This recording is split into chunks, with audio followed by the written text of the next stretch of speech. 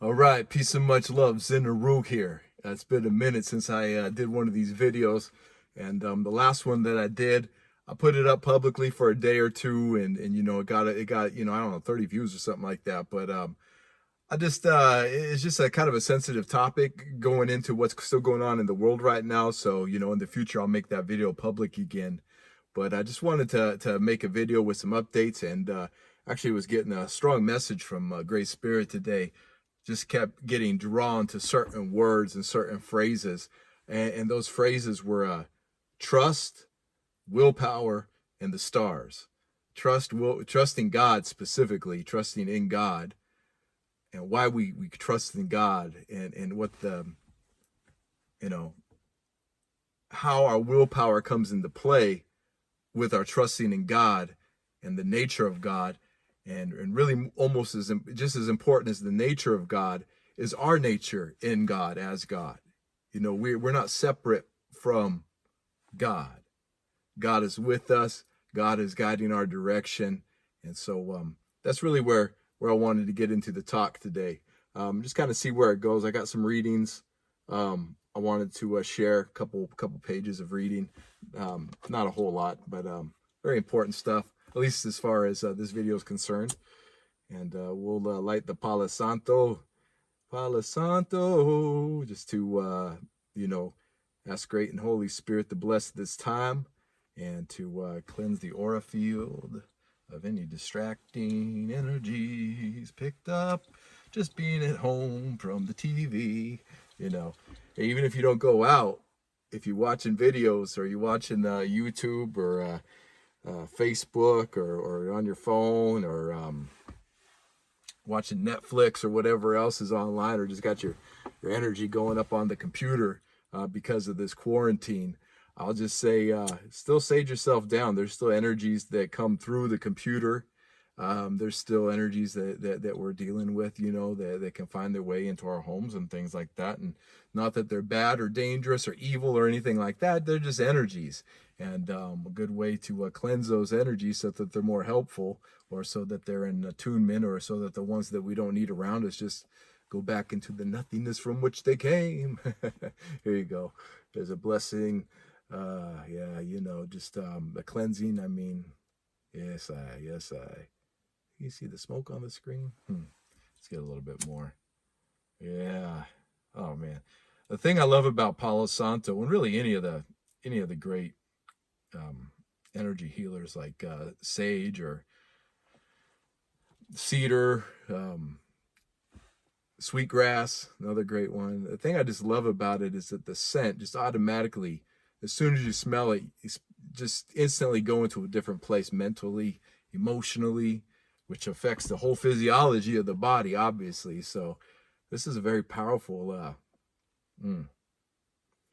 very powerful ally, Palo Santo. I mean, good ally. Sit down there while it finishes burning out a little bit. All right, so yeah, we'll just get into it.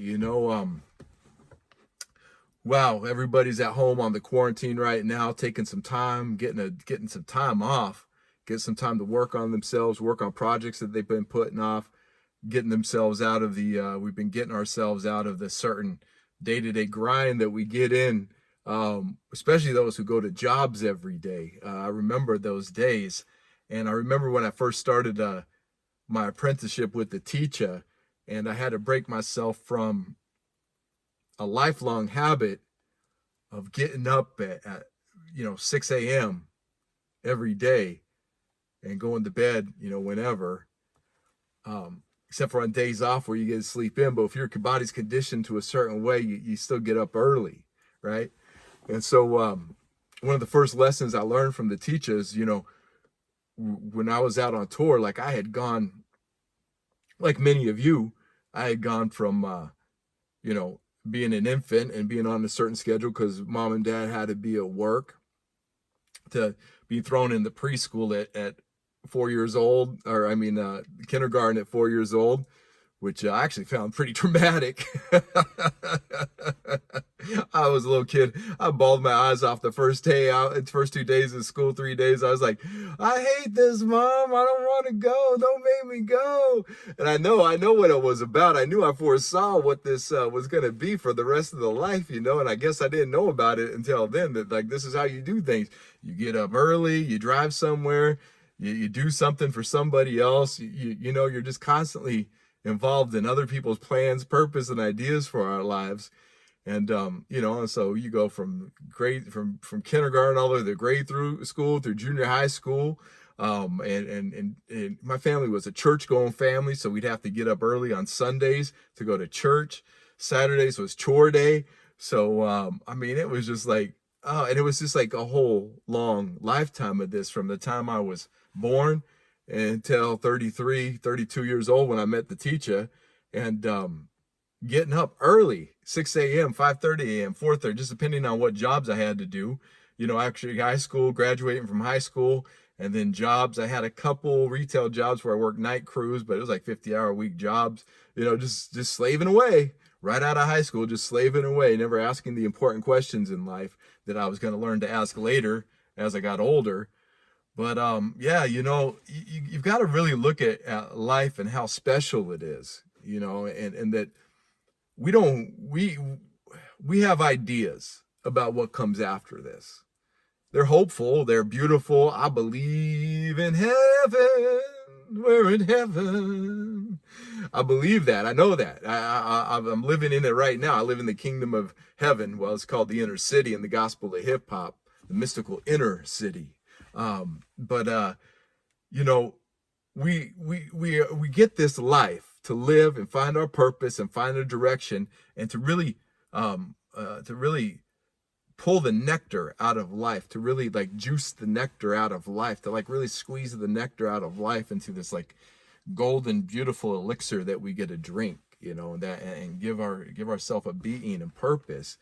And the nectar of life is so sweet and so perfect and so beautiful that we go through so much of our time. So many people go through so much of their time and never really question where their time is going, And that's the one thing we got. We got time here. We don't got anything else, and you can never get it back. You get this one life. Nobody else is going to be giving you another life where you get to wake up in a body right after this.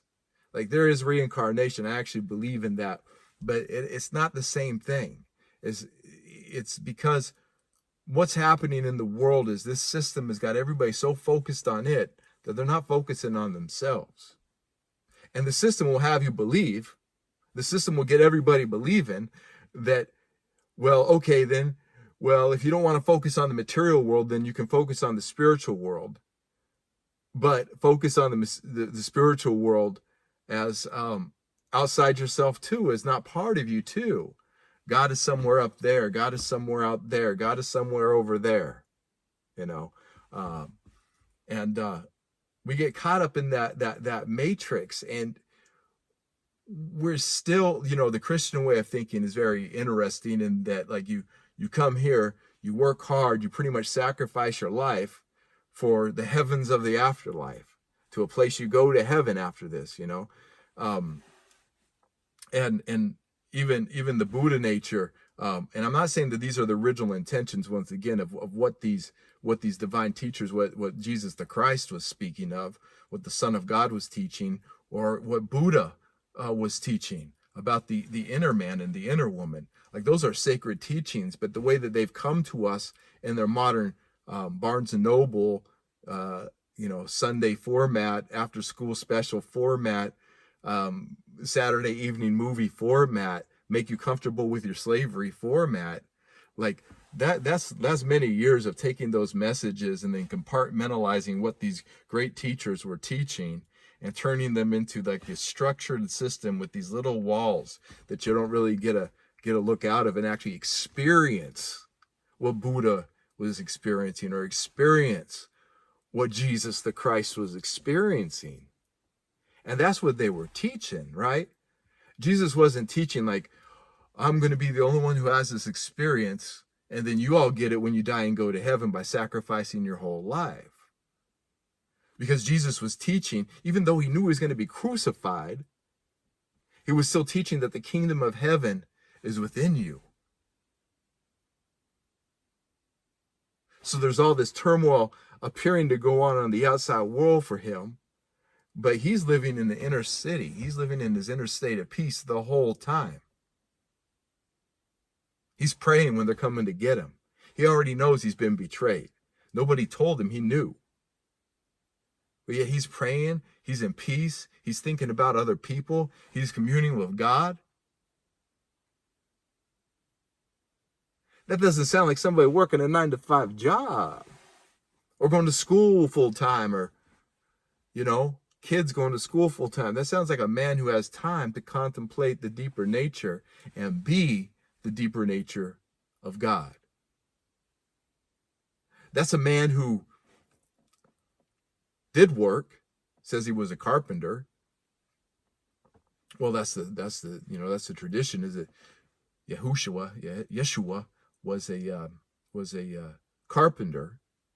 So he did work, but he also contemplated life. He also spent time in meditation. He spent the days in the desert, the month-long desert, in fasting, and where he was offered all the riches and kingdoms of the world by the devil, and he overcame those temptations of the world.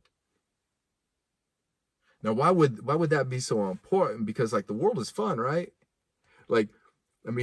Most people don't like their job, but the reason that they take their job and they do their job and they go to their job every day is because, well, they get to socialize. They feel fulfilled. They feel like, they're making the oppressor happy. Hey, I'll keep the oppressor off my back. I'll pay my bills on time. I'll pay my taxes. My kids need to eat, so I need to go to that job so that they can eat. And all these things, all these different reasons. And they may be hating the job, right? And so then this is where I'll bring back to my point earlier that I was talking about after I'd been working for, and going to school and just having that grinding lifestyle for 32 years at the time. I wake up at the teacher's house at 6 a.m. and I'm waiting around, I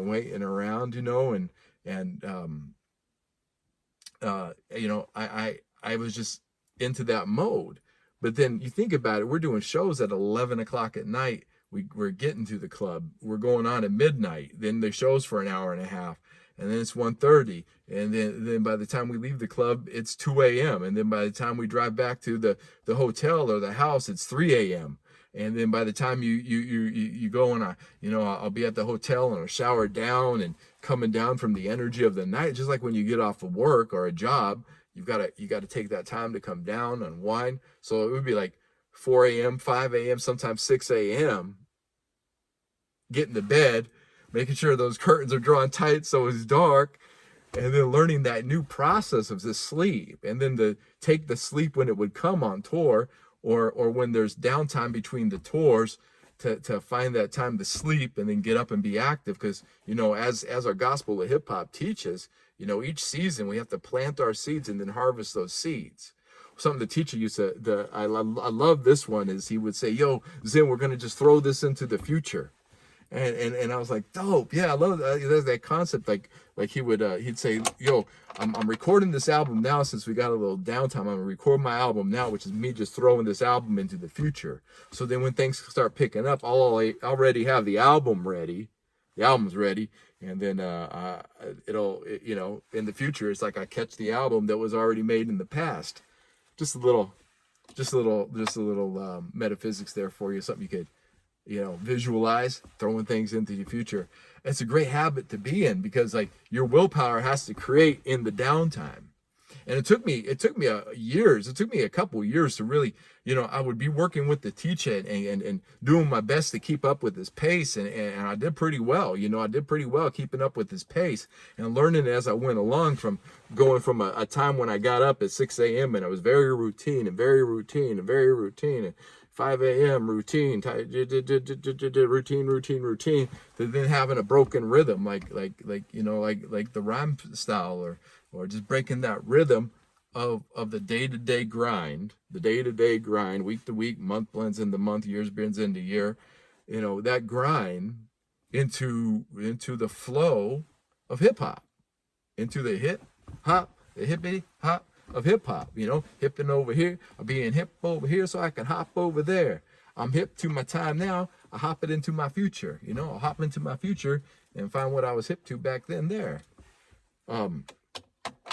You know, so going from that very stringent way to a fluid lifestyle where I found myself, since I didn't have a job to go to, where I had to be somewhere at a certain time in the morning, especially, just going to where I'd sleep and wake up and eat and enjoy the day, and then go do whatever work had to be done, make the calls that had to be made, do the correspondence on the email, then studio time. But there's time to contemplate life all of a sudden.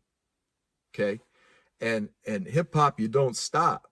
I'm working every day for free most of the time, because this work that we're doing is so important, right?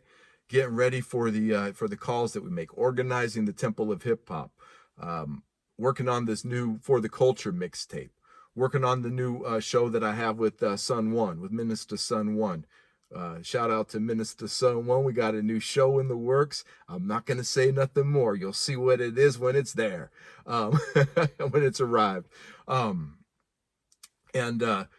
know, working on my own music, mixing and mastering, working on my own videos. Same thing, recording myself, studying Gospel of Hip Hop, studying ancient texts, studying all these things, and then getting money wherever I can, whatever digital work somebody wants me to do, graphics, somebody wants me to do ministry work. You know, people will pay me to do theta sessions with them, or if I need money bad enough, I'll just jump in my whip and go drive for Uber. You know what I'm saying? So this is a different lifestyle than that 9-to-5 that I used to have. And as much as, you know, Uber it ain't a lifestyle to where you can just go. But if you know about yourself, and you understand, you overstand that real wealth is created by what you could live without, you'll learn that your time is more valuable than your assets or your material goods. Now, there are material things that we need in life, you know, as a MC. I don't need anything to rap. All I need is my body that God gave me and my voice that God gave me. And I can rap anytime, anywhere. It's a human skill that I have. But but on top of that, applying that human skill, I can actually apply that human skill like I'm doing right now on this device right here. Got to pay the monthly bill for this device. So, you know, there is work that has to be done. But finding different ways to live, living with groups of people, moving back in with your parents, moving your parents in with you, you know, two families getting together in the same household, get a bigger house, but they both paying less, and then divide that house up and you know, have separate spaces, but come together, cook together, feed together. You know, it's very important to rethink the situation and the living situation that we're in, especially now that this so-called quarantine is happening. Everybody's inside. It takes a while to get back into a new rhythm. It's like I said, it took me a couple of years to go from work to the flow, divine flow, hip hop, the hip hop, you don't stop. It took me a few years to really get into that new hip hop rhythm. And while I was rhythming, while I was boom, boom, boom, it was shaking the whole house, it's shaking my environment, and everything in my environment now that was getting hip to the hop was like, woo, things that couldn't hip to the hop were vibrating right out of my environment at a rapid rate. So be mindful when you do this. When you get hip to your hop, you're going to be hippity hoppity. Your mind's going to be hippity hoppity vibrating. It's not going to be ding ding ding ding ding ding ding ding ding ding ding ding ding ding robotic. It's going to be hip hop, hippity hippity hip hop hippity. You don't stop. You know, that's where the mind starts going, and the mind starts doing that. Boom, boom, boom, boom, boom, boom, boom, boom. Your speech starts doing that. You start talking different to people. It starts hippity hoppiting things right out of your environment, and it's good. It's a good thing. But you're used to the robot, you know. So, hey, it takes time to transition and get used to the hip hop and get into the rhythm of what hip hop is and what the inner city is and what the kingdom of heaven is, right? It's, and this is where I want to talk about is like trusting God and willpower.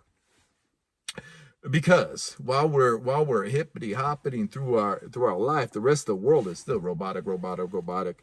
Why don't you be a robot? We want you to be a robot. You need to be a robot. You need to be a robot. That's all I ever heard. Like all of a sudden I was like, yo, I got another tour to go do. You need to be a robot. You have your responsibilities. You got to pay too much on your taxes. You got to pay all these bills. You got to do this. You got to do that. This is your robot speaking, you know, and everybody's chirping in, I'm a robot. I'm a robot. Everybody's telling me that, you know, I need to get back to being a robot. I'm like, I'm not a robot. I'm a hip hopper. And it was true like that. It was real like that. And I didn't, most of me didn't give a fuck. I just didn't. I just didn't. But that was also my immaturity as well. Looking back, I would have just done everything different, you know. I've never understood when people go, yeah, looking back, I wouldn't change a thing. Like, there's a philosophical point to that where, like, yeah, if it wasn't for all the things I did, I wouldn't be who I am today. I wouldn't be where I am today. No doubt. That's the real truth of it. There's no avoiding. That's the constant. Like, if it wasn't for what you did, what we did as in our youth, what we were doing in our youth, the mistakes that we made in our youth, if it wasn't for those things, when we get here in this day, we wouldn't be who we are. However, I've never understood that, like, if I was given a chance to do things differently in my past, would I have made different life decisions? Oh, yeah. Oh, of course I would have. If I knew back when I was 20 or 18 what I know now, or 15 even, 14, if I knew different when I was 25 what I know now, of course I would do things different. Like what kind of answer is that to be like, I wouldn't do anything different? Like, that don't even make sense to me. Of course I would do things different. That's why I like to minister. That's why I like to teach. That's why I like to speak, because I'm hoping that if there's anything that I could say that I've been through, it can help the process with anybody else going through it. If it took me 3 years to really get hippity hop to my hip hop, then hopefully it only takes you 3 months, you know? If it took me, 32 years to realize that the whole robot system doesn't work, and that the whole robot is anti-human and anti-spirit and anti-you and anti-God, then I would have never even gotten involved with it in the first place, And shout out to the people who, when they're like 13 and 14, have already decided I'm not going to be a robot. And everybody's like, you need to be a robot. And they're like, fuck that, I'm leaving home. Peace, I'm out. Like the teacher did, Big up to that. It takes a lot of courage. And, I just know that the older that we get, sometimes the harder that it gets to break the routines. You look at somebody who's been doing the same routine and retired after like 45 years of the job, 40, 50 years of the same job, 38 years of the same job, whatever it is, doing those same routines. I mean, right out of high school, hitting that job, hitting that workforce and doing that routine. By the time they get to be retired, it's not impossible, but to set a new pattern and set a new way and to set a new lifestyle, but, and to really find some freedom, of the freedom that was promised of all your time for your retirement. And all of a sudden you got 25 years or 20 years left, and your body's already worn out, your mind's worn out, you haven't discovered your purpose. Like that's anti-God. That's anti-Christ. Like, literally. Now, the Christ can be in that job, because shout out to my mom and dad and all the parents out there, and even my younger self, who was working hard to as a father, and providing for the kids and keeping them home, and actually I kept them home to homeschool. Me and my ex did. We just kept them home to homeschool because we knew that the system was bullshit. And I was just like, somebody just popped up on a text, but I won't. Oh yeah, I kept my kids home from school because I knew it was bullshit, and so I was starting to make those certain changes for their generation. And so the Christ within me was willing to make the sacrifice of going to the landscape job that I hated and that was breaking my back to keep them home and keep them homeschooled and keep them from having to go through that too. You know, and my parents had instilled that in me because they were doing a job, and my mom, I mean, it was funny because as soon as I started in the workforce like them, she's like, you don't even seem happy. You need to find your what she would say, you need to find your passion in life. She didn't call it my purpose. You need to find your passion in life. And so I did. I found passion in rock music, but I liked money too. I liked paying my bills, and then I had kids young, and then so I was playing music with my brother's band. We was rocking out, and then I was driving to work, listening to KRS-One talk about hip hop, and I was just I was reading Ruminations. I love music, right? That was my salvation, but really deeper than that, God was my salvation, and all of that. Just it happens so fast. I'm just making all of a sudden I'm sacrificing time and time and time and time and time and time and time. All of a sudden I'm 32 years old, and all of a sudden like God takes me from one situation and just sticks me in a whole new situation, and I start hip hopping and everything gets disrupted. Like, it's amazing to really think about how much that robotic system has people enslaved. We use the metaphor of the Matrix all the time. And, when the Matrix came out, we all resonated with that. Most of us resonated with that. It was like, man, the Matrix hit home. For me, it hit way too close to home. I hadn't met the teacher yet.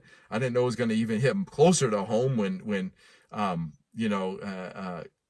watching the Matrix with him. And all of a sudden, I feel like Neo in the beginning of the movie where he didn't know shit and he's vomiting shit out and he's like lost and he can't do anything. And then I got the teacher who's like Morpheus, just like kicking me in the chest, and I'm flying across the room and getting kicked up against the wall and like falling over, and he's like, teacher was brutal with it. Like y'all don't even know that apprenticeship was not easy, because it's his lifestyle already. So I'm jumping out of my routine robotic lifestyle into somebody who's been hippity hopping for 30 years before I got there. 20, 30 years before I got there, And so he's hippity hopping already, and I'm wanting to keep up. I'm like, oh, okay, but this is his livelihood. This is his mission in life. This is his purpose in life. So I'm having to catch up quick, and there wasn't no thing stuck in the back of my neck where I'm like, get the download, and all of a sudden I know jujitsu, and I know how to rap, and I know how to book a tour, and I know how to mix music, and I know how to do all the things that I had to do in the apprenticeship. Man, all of this to say that I understand. All of a sudden this quarantine is here, and people have to find themselves first. So people are like, if you got this quarantine and you don't make your record, you're a failure. You're just lazy. That ain't really true. Like, you got to understand, like, most people who want to make an album don't even know how to make an album. I can only use myself as an example for knowing this, and other people that I know. When I wanted to make my first album, The Way of Peace, all of a sudden I was going to the studio. I dropped like $2,500. Oh, worked hard for that money. Dropped $2,500 in the studio. And by the time that I had like 6 tracks tracked out, they weren't even close to being ready. I was still learning to rap, for one thing. I was in the studio way too early. A $2,500 budget, I could probably knock out an album pretty quick now with that. But I was trying to go to the same studio the teacher was going to, right? I wanted to make an album that first. I thought, I'll throw down and make an album in a weekend like the teacher does. But this is only a year into rapping, right? I'm like, I'm rapping for a year. Nope. So I rethunk it. I didn't have 2,500. I blew my whole bankroll right there on that first studio session and didn't have anything to show for it. A great learning experience, an expensive learning experience.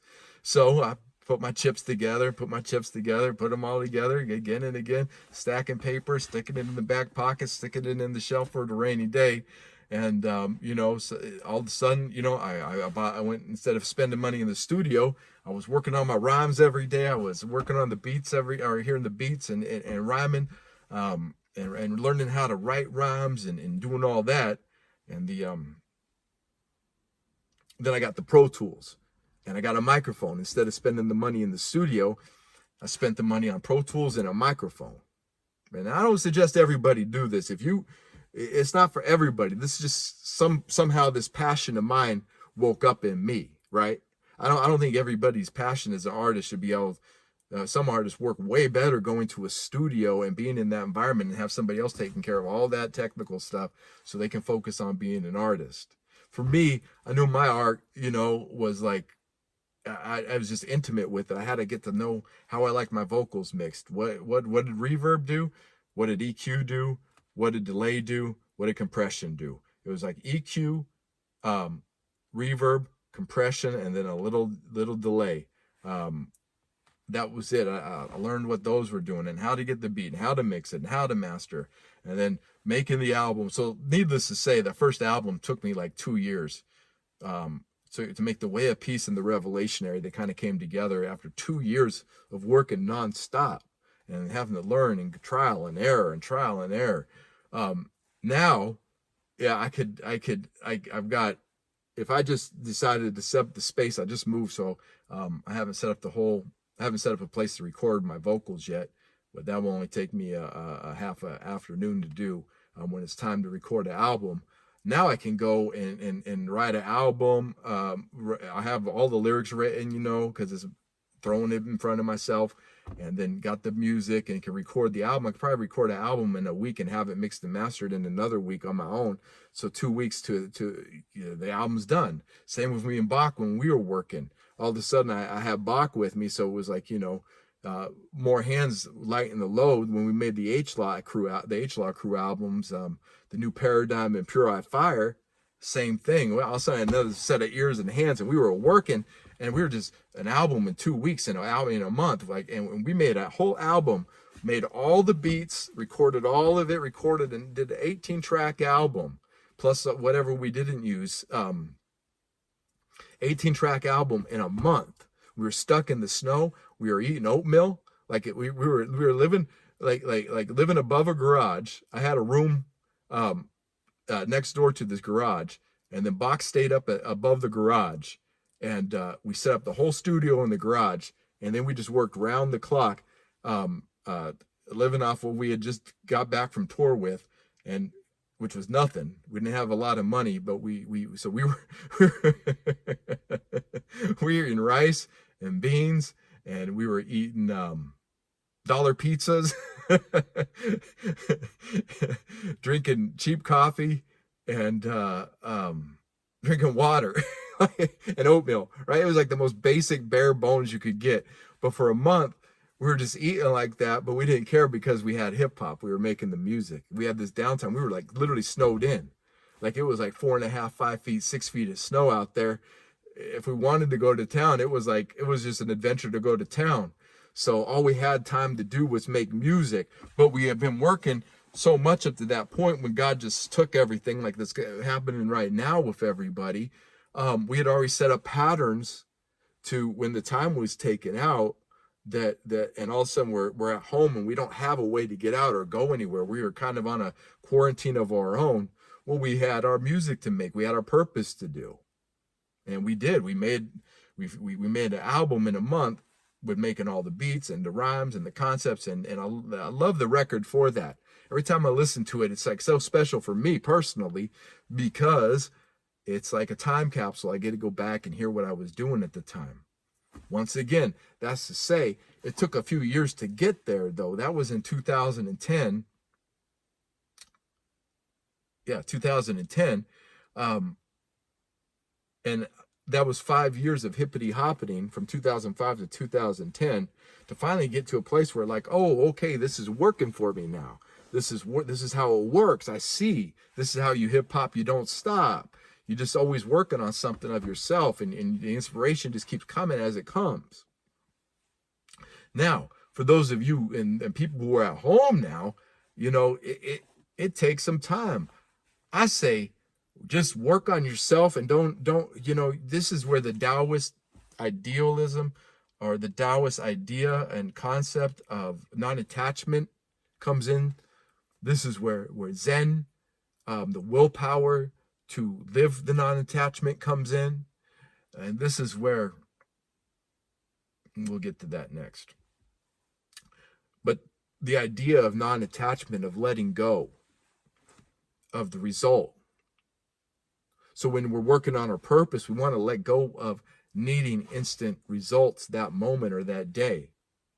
The results come through, repetition is the mother of all skills. The more that we work on our craft, the better we get at our craft. The more that we work on public speaking, the better we get at public speaking. The more we work on our ministry, the better we get at our ministry. The more we work on our herbology and growing gardens, the better we get at growing gardens. It's not an overnight thing. It doesn't happen overnight. And a lot of people get plugged into jobs where after a month, they've already been robotized, they've already been computerized, they've already been programmed into that job and that routine. Yeah, there are schools like a mechanic or landscaper or farmer or whatever, or building houses. You get better as you go along. Repetition is the mother of all skills. We know this. There's a process to this. So if you're at home for the first time, they're saying, some experts are saying that this is the new normal, that we're going to go back to work, and then there'll be times where they say, hey, things are out of control, everybody needs to stay home, and then things get back to a little bit more normal, and then we got to go back into quarantine again. Now, regardless of what you believe is actually happening, this is the reality that we live in now. So this is a great time to get to know yourself and ask those deeper questions of what is my purpose? Where does God want me? Like, where does God want you? When the quarantine's over, are you in a place where you just really know you shouldn't be? Are you in a space or with people, around people you shouldn't be around? Are you in a place that you should be, that you're like, yo, this is exactly where I need to be in life? And remember, everybody is where they need to be right now. But where are you going to grow to next? What's the next step for us after this? For me, I was having actually some resistance within myself being here in San Antonio, Texas. I love the weather, but it's different than California, and the lifestyle in California is different than San Antonio. The lifestyle in Hippopia is everywhere. I'm a Hippopia. I'm in Hippopia all the time. But being here in San Antonio during this quarantine, it's been great. I'm actually really glad that God chose to move me here. I'm really grateful that God just, flipped my lifestyle around and brought me here where I need to be. I always show gratitude for that, surrendering to God, trusting in God. And as I was saying earlier, this is about learning to trust in God. And what does that mean to learn to trust in God? Well, the world is always having us look at God. What does God want? What does God want? What is God interested in? Well, God is interested in you. God wants you to find out about you. That's the gift. That's the greatest gift ever given. You are the greatest gift that's ever been given. You are the greatest gift of yourself. You are the miracle you've been waiting for. You are the sunshine of your life. You are the master of your reality. And if they surrender to God to that, all of a sudden it's like, well, wait a minute. I do have a purpose. Life is sacred. Life does have meaning. Life does have a purpose. I actually got a story I want to read. It's only a paragraph and a half to explain that, right? Because we as versions of God ourselves, I think the story I'm about to read just illustrates that perfectly, and the importance of you, how important you actually are, how important we actually are to God's will, plan, and purpose for our life, which is to create, to be creators ourselves. I love the term co-creator, but it's like a mom and two people who love each other coming together, making love and producing a child.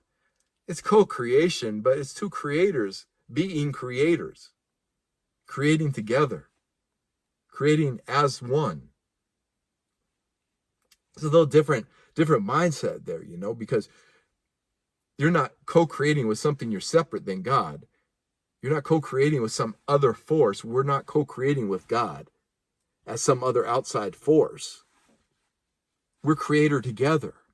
Like you and God, us and God, we're creator together. We are the creator together. And we're just different parts. We're the hands of the creator. We're the feet of the creator. We're the eyes of the creator. We're the mouth of the creator. We're the teeth of the creator. We're the beads of the creator. We're the saved ones of the creator. We're the spectacles of the creator, right? Like we're the ears of the creator. We're the tools of the creator. We are of the creator. We are creator itself. This is from the Abenaki story of creation. Abenaki is the English word for a Native American tribe. And this book is called I Become Part of It, Sacred Dimensions in Native American Life. I become part of it. These are just actual stories that a man gathered many years ago. Let's see, when this book, I got this book in like 98, I think. When was it made? 1989, and was the first printing of this. So anyways, this guy went through all the tribes and got permission and gathered these stories right from the elders themselves and just wrote them down as they were being told to him. He didn't interpret them. There is some commentary in certain parts of the book, but he just gave them as he was told. So when he went to the Abenaki, this is Abenaki, and I'm saying this with my accent and things. I'm sure it's pronounced different. I'd like to hear the actual way to say it. Also, with any of the other words in here, I'm using them with my accent. How I say them, coming from Cali. All right, the Abenaki story of creation begins. Long ago, when Tabaladak finished making the world, that great being still had some of the dust of creation on his hands. So, just as one does after finishing planting, Tabaladak began to brush the dirt from his hands. That dirt, the dust from making of all that came to be as Tabaladak, the owner, the creator, thought of it and made it. That dust sprinkled like rain onto the earth. There, where it fell, the earth began to move. It moved as if with breath. The shape of a head and then a torso formed in the loose red earth. The shapes of arms and hands, of waist and hips formed. Then that shape sat up. It opened its mouth. It spoke words of greeting. These were the first words heard on the new earth. But the language was the language of the earth, which shaped itself into being. Tabaladak understood those words. Tell me your name, the owner creator said. I am Odzihozo, the being said. I am the one who gathers himself. You are wonderful, Tabaladak said. Nada, said Odizios. It is you who are wonderful. You sprinkled the earth with the dust of creation. Then Odzihozo looked about, wide-eyed, and Tabaladak also looked about that same way. All of creation was around them.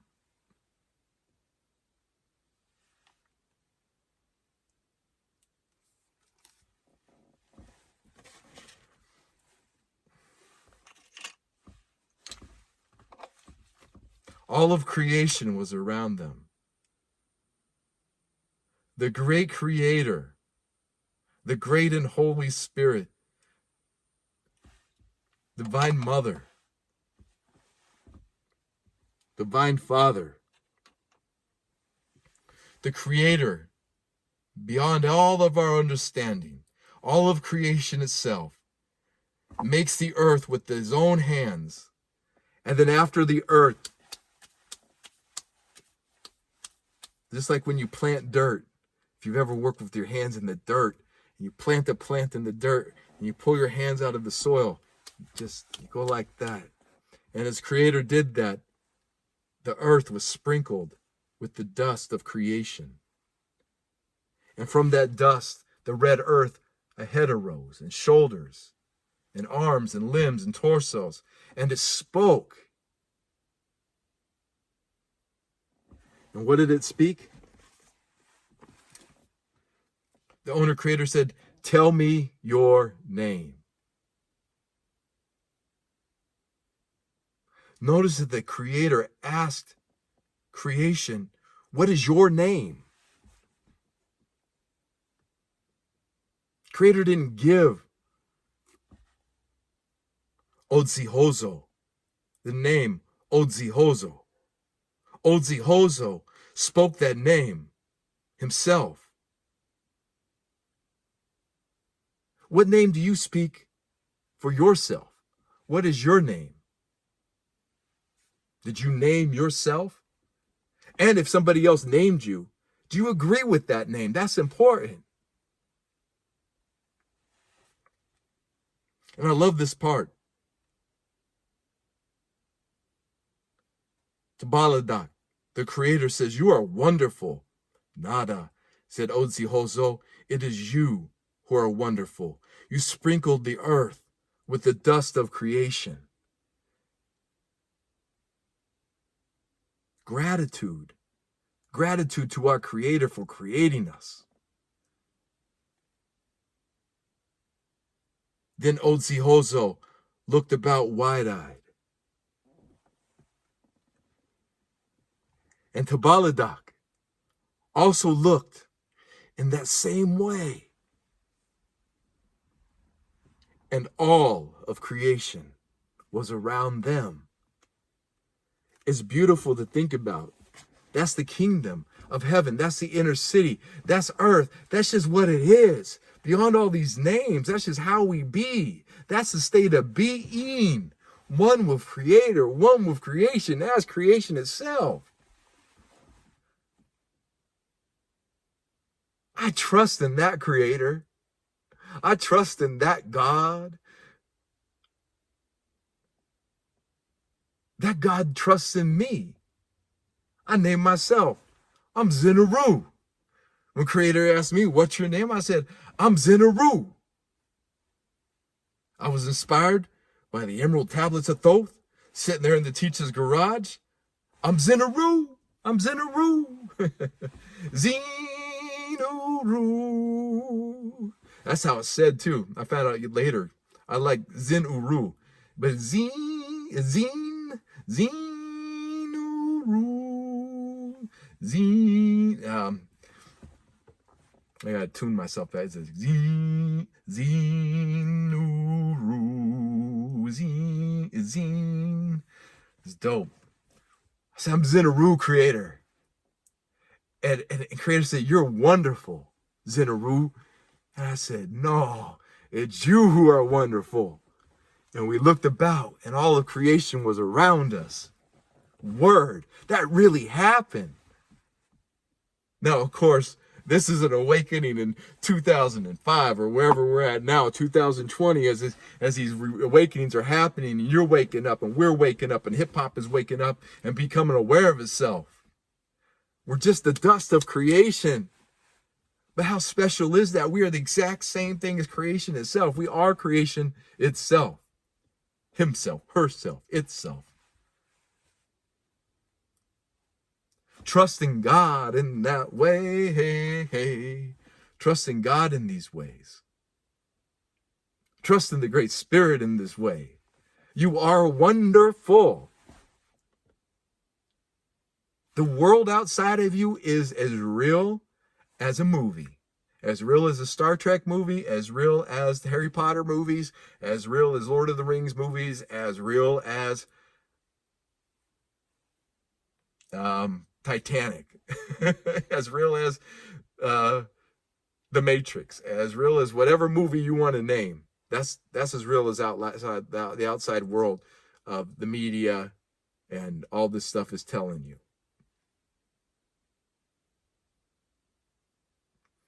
This is all good. This is all temporary.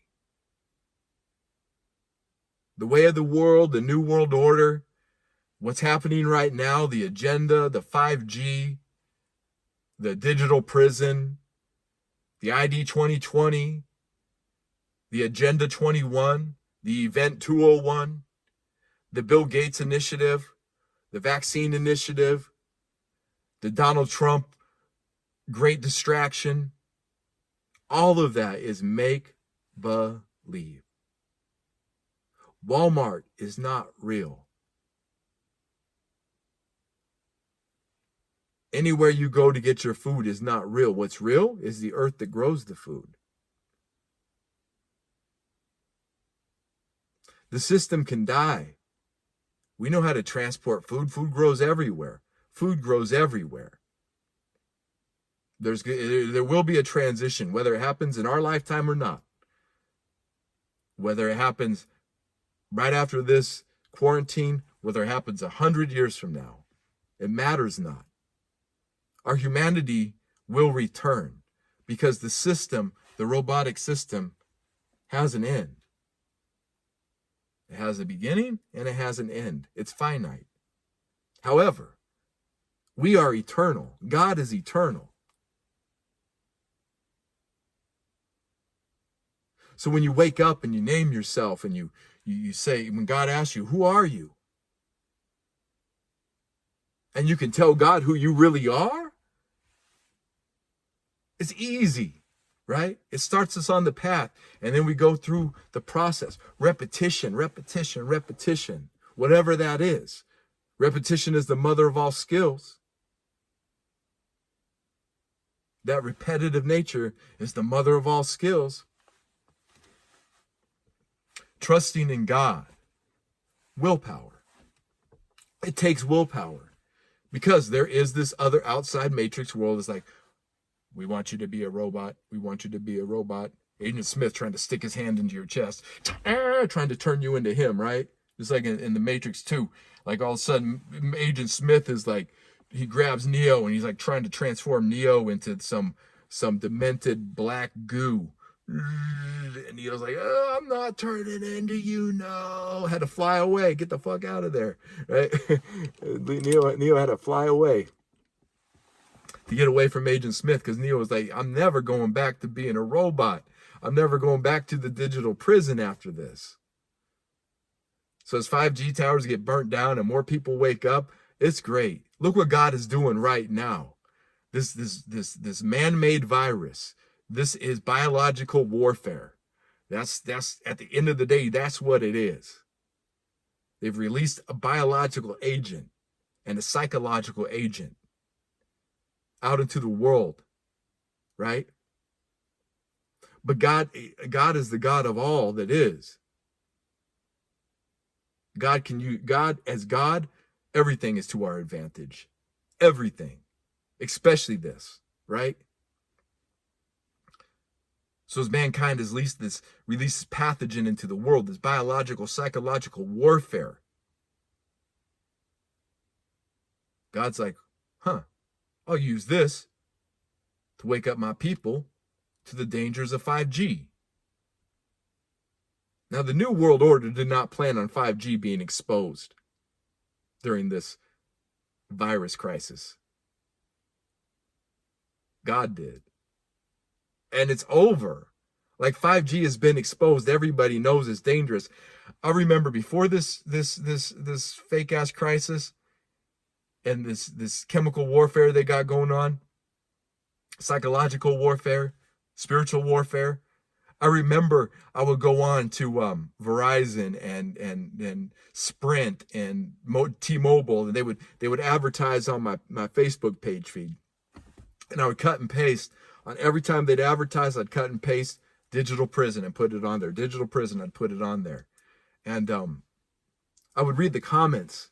And I'd say about 20 to 30% of the comments were people saying, yo, 5G is hella dangerous. It's radioactive. They're not testing it on people. And then the other 70% of the people would be like, this is great. You want it in your house.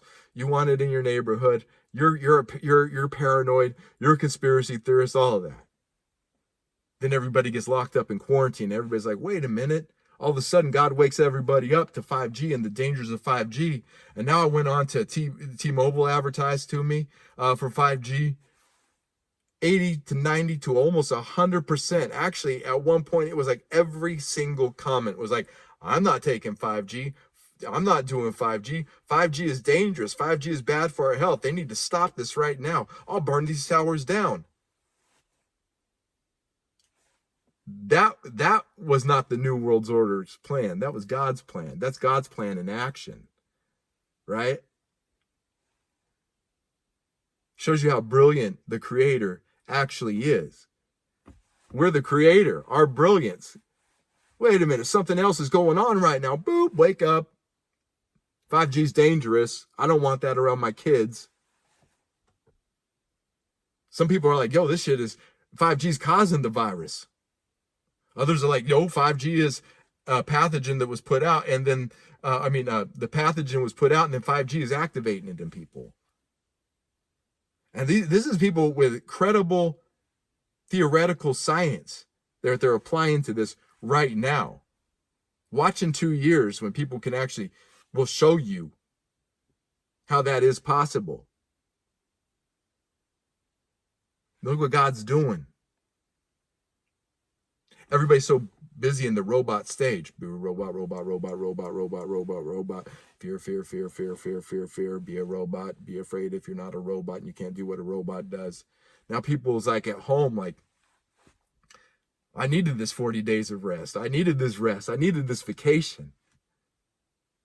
Now, there are people suffering. There are people dying. Whether now then there's all this other space in there. They're saying now, there are people coming out now. This is the most evil of it all.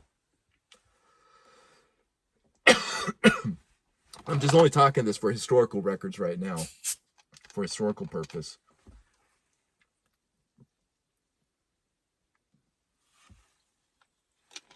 Just so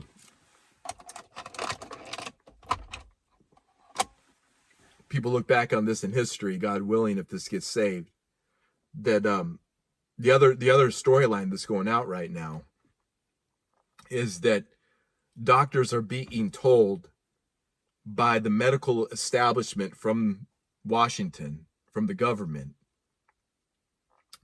to mark cases that could possibly be the virus, like pneumonia or flu, heart attacks. One guy said that his mom fell downstairs. She was 88 and fell down a couple stairs, broke a rib, died a couple days later, and they marked it as the virus. And now they're suing the hospital for doing that. Doctors are coming out saying, yo, I had 40 patients I treated with these certain things, vitamins, and forget the name of the stuff. I don't want to give out medical advice right now, but I'll go back and find the doctor link if you want it. Hit me up. Medical doctors doing the medical trial, to find out if a cure actually works, going by the process, the legal process that they got to go through, having great success over the world. Yet they're the media and the government is suppressing that knowledge to doctors and letting them know. Psychological warfare, biological warfare, letting people die when there's already a cure that's known, or there's multiple cures that are known. That's murder. The people who are dying are being murdered right now. The ones who are actually dying of this virus or this pathogen. And if they're just dying of whatever natural causes or the other things that people have been dying of all these years, they didn't shut down the economy, didn't shut down the world. If doctors are saying that they died of this virus when it was Granny falling down the stairs, unfortunately, and breaking a rib and dying, you know how dishonorable and disrespectful that is to the dead and to the living who are mourning the dead. And I don't want to say dead here. That's a word that's got too much taboo, and it's really, I want to take it out of our lexicon. Like death, We have to understand what it is. There's a nobility in death. Our ancestors looked forward to death. We couldn't wait to die. It was an honor to leave here, to live a life worthy of living, and then moving on to the great unknown, but still knowing that I'm going on to the great unknown, yet I know. Yet there's something I know. My soul knows. My soul knows that when I leave this body, it's not a time to fear, it's a time to celebrate. Celebration time, come on. Let's have a celebration. When I leave here, I want a celebration. I'll be celebrating. Whenever it is. Whenever it is.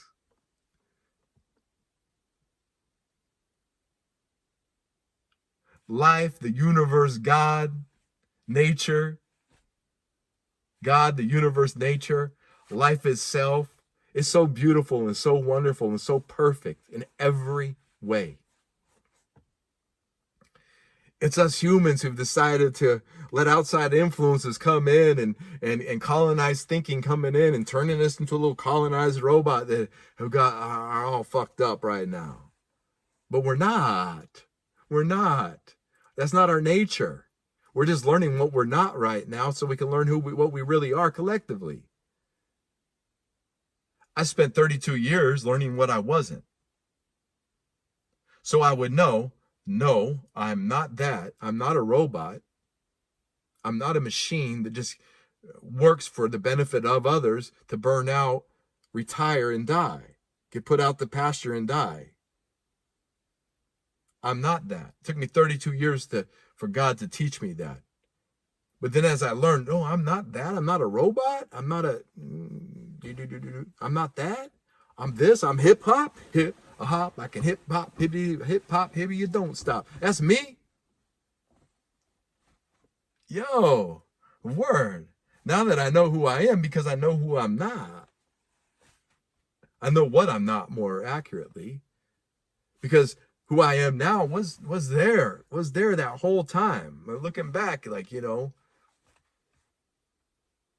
But then came the knowledge that the teacher brought, and the vision that the teacher brought, and the actual teachings that I was blessed to receive, and courageous, and had enough willpower to embrace and live. That's what we're all heading into this, right? Together. I don't know how long it's going to take. I know I'm already here. I'm already living in the inner city. It's wonderful. It's the greatest feeling in the world. God has taken care of me in ways I haven't had a job in so long. And God always brings me work for money when I need money. I'm not lazy. And God always gives me a space to work in when I need to work on music and an album and just eat oatmeal. You're amazed what you can live without. You get amazed how simple foods and a good multivitamin, how basic foods and a multivitamin and some fresh fruit and some fresh vegetables and some fresh herbs, you know, you'll be amazed at how nutritious and how much further you can go and how little you can do without when you don't have to live with those things anymore. It's wonderful. Wealth is created by what we can live without. If you don't need 4 cars, you only need 1 car. If you don't need a $50,000, $80,000 car, you need a $5,000 car. That's $45,000 difference. That's like 5 or 6 times as much in that $5,000 car. And most of the time is more reliable. You know? You don't have the headache of car payments and jacked up insurance payments. And then you wreck a $5,000 car. You're like, ooh, that hurts. But I got one, I can get another. You wreck a $50,000 car and it's your fault. Oh man, insurance rates go up. Car getting fixed goes up. Stress goes up. But, you know, what can you live without? What can we live without? And I'm not advocating being poor. We need studio spaces. We need nice cameras. We need DJ equipment. Like, we need the Neumann microphones. We need the studio with the surround sounds and the big ass house speakers and the big console deck and the mic that's over there and the glass window. We need that. That's a requirement on one level. Only when we know that we don't need that. You know? Like, those are things that enhance our purpose as an artist. To build a garden. You don't need the little, they used to, I forget what it's called, the little bobcat, right? You don't need a bobcat to build a garden. You don't even need a pickaxe. You just need a branch that you fashion into a digging tool. But if you can get the bobcat and dig the trench in 20 minutes and get all the big ass rocks out of the way that, you know, it doesn't take 4 or 5 men to move, that's dope too. But you know, you don't need it. It's just, it's a luxury. It's a tool, you know, to help advance the purpose of making a greater garden. Or having that dope microphone is to enhance the purpose of creating a greater recording. You know? But I'll tell you, those who got the Neumann, right? The ones who really know how to use that Neumann are the same ones who knew how to use that $80 mic that they got at the pawn shop, the used store, got used for $25, right? They use an old P58 and learn how to mix and master that on their first recordings. Those who know how to use the cheap mic know how to use the expensive mic. And they know that it's their human skill, that human interaction is really who they are, the creator of themselves, the creator as they are, that's really working the mic, whichever the mic is. It's a wonderful thing. It's a wonderful thing to be a creator, to be the creator, to be as creator, and to have a greater spirit than us who created us, who dusted off with the hands, and then we bloomed out of the earth. And then we're the spirit that enters into that. Because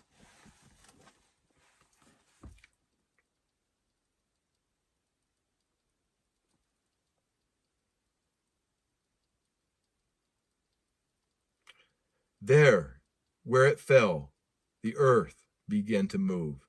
It moved as if with breath.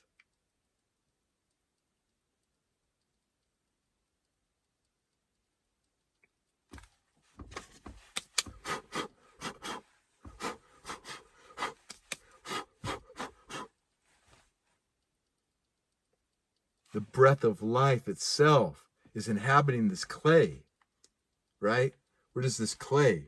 We're just made of clay. The clay of the earth, the dust of the earth, the mud of the earth. We're just mud. We're just made of mud. And then this breath of Creator moves us and animates us and inspires us and teaches us and guides our direction. After all this is said and done, what's the purpose of our time here? What's the purpose of our individual lives? You are sacred. You are wonderful. And Creator is sacred. And Creator is the one who is wonderful. The great and Holy Spirit is wonderful. Willpower, trusting in God, ignoring, focus and ignore the hate. One of Minister Simone's acronyms for faith, FAITH, focus and ignore the hate. Those conspiring against us with biological and psychological warfare, they hate us. They hate the breath of creation. I don't know how they got that way. Maybe I do, and I just don't feel like sharing it.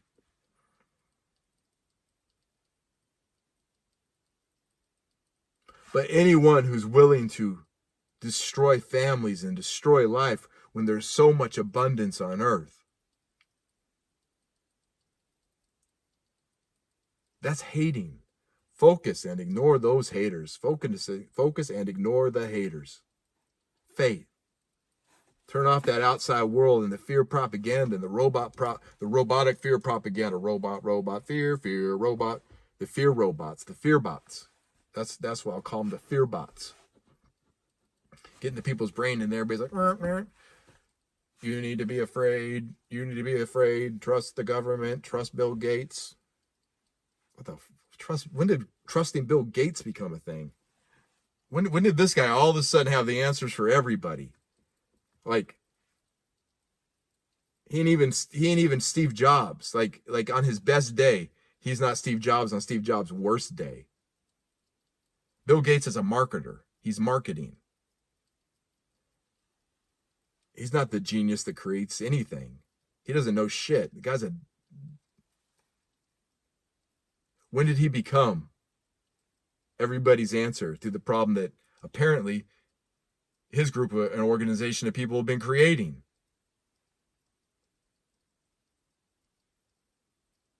Tuning that out. There's no fear. You can see the truth, though. You can see the hate. Focus and ignore the hate. I know this hate's coming at us. They want to put biological chemicals into our body with nanobots. Nah, God doesn't want that. They want to hit us with 5G network. God doesn't want that. God did not create us to not be, now that we are. The Creator did not dust his hands.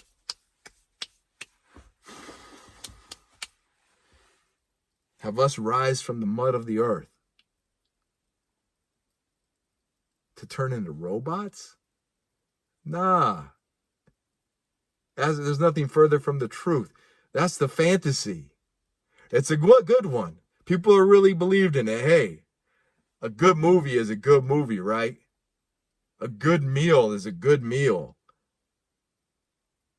Fun out in the world and all this stuff that we don't really need. It's a good time sometimes, but it gets old after a while, especially the older you get, especially the older you get, you start appreciating life a lot more. Every year that passes, I appreciate life even more than the year before. There was a time when I don't even think I really knew how to appreciate life. And now, every moment of the day, I'm thanking life for creating me and for sustaining me and for teaching me and for showing me and for being my friend. Let's thank life. Thank life. Thank you, life. Thank you, life. Thank you, life, for this lesson. Thank you, life, for this fear. Thank you, life, for helping me overcome this fear. Thank you, life, for inspiring me.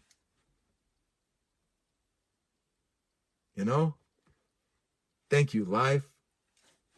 Thank you, life.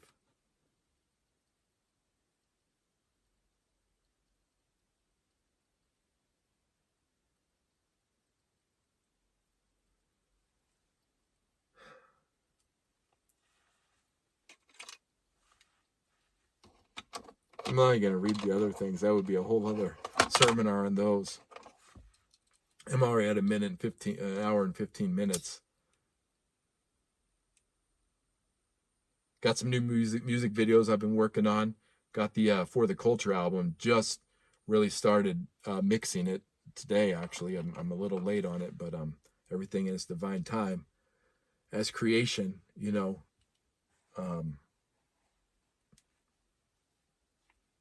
this quarantine hasn't really changed a lot. There's a lot of people, a lot of hip hop, as I know, besides not being able to tour right now, this quarantine has not changed their entire reality to the point of panic. It's actually given us time, those of us, and beyond just hip hop, those of us who are creative people, given us time and permission to just continue being what we already have been. And tightening that up and honing up our skills and getting better at them. I love hip hop. I love watching hip hoppers and how we're reacting to this.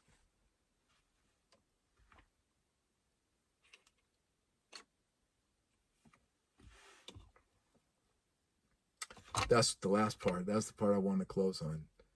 Thanking our water. Our body is made of water. Water is life. We've seen it before. When we thank life, when we thank water, we thank life itself. And this is a great practice to be in. We were given this challenge. We were given this challenge at a Native American gathering in so-called Native Americans. Really, they're just the human beings, like all of us. We're all just human beings. But it was elders from it was like 4 of the 13 Indigenous Grandmothers Council. There's 4 of the grandmothers there. There was an elder from Peru, Natim, and then other tribal leaders from all over the United States. And yeah, the big thunder drums out there, and the message was praying for the water. And the grandmother Agni, she said, pray over your water every time you use it for 10 days. Pray over it. So like, you got anything that uses water, you pray over the water. Thank you, water. Thank you, water. Thank you, water. Praying over the water in our body. Thank you, water. Thanking the water, really. Gratitude to the water. Feeling the gratitude for water. When you pee, thank you, water. When you flush the toilet, thank you, water. When you take a shower, when we take a shower, thank you, water. When we water our lawns, thank you, water. When we give our dog water, thank you, water.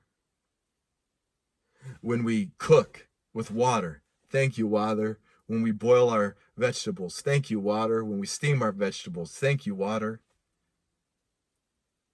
Thanking the water in all of its forms, wherever it is, for 10 days. I did it, right? I did it. I was just like, wow, how cool is that? What a discipline to be in. I thanked the water for 10 days. I woke up on the 11th day, the 10th day. All of a sudden, this was in the summer. It had been a nice dry heat, Northern Cali, it was just dry. And all of a sudden on the 10th day, I'm smelling moisture in the air. Thank you, water. And all of a sudden seeing water clouds forming. Thank you, water. And then all of a sudden rain coming, and at night, so like between the 10th and the 11th day, it was raining, and it rained all the 11th day, just pouring rain, and just giving the drought that California was having, just pouring rain. Thank you, water, and thanking the water. Thanking the water. It's water is so sacred and so holy. We are made of water. We're like the breath and the consciousness that is transferred by inhabiting water. The mud. It's not a whole lot of dirt. It's a whole lot of water, though, that makes us who we are. So thanking the water as our very nature, as life itself. We sing the slogan, water is life. You thank water, you're thanking life. You're showing gratitude to water. We're showing gratitude to life. We're showing gratitude to water. Thank you, water, who's watching this video. Thank you, water, for watching my video. Water. Get into the habit. You can do the 10 days. It's great. You realize how much water we actually use. What am I doing right here? I'm burning the water out of this wood.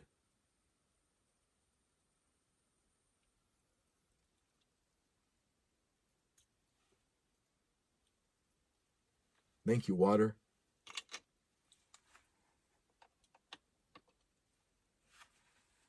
Taking a shower, taking your bath, going for a swim, jumping in the river. Thank you, water. Thank you, water. Drinking your water. Thank you, water. Praying with the water.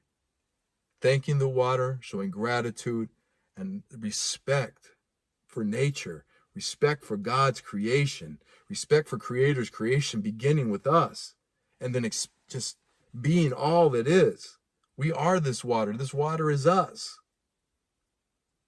You are Creator. Creator is you. We are that which we are. We are that which we be. And there is this divine intelligence that loves us and nurtures us and develops us and guides our direction. God, G-O-D, guides our direction. That's what this time is about. That's what this quarantine is really about. Finding God through ourselves. What is your name? What is your nature? What do you call yourself? Word. There it is. Peace and so much love and so much gratitude. And thank you, water.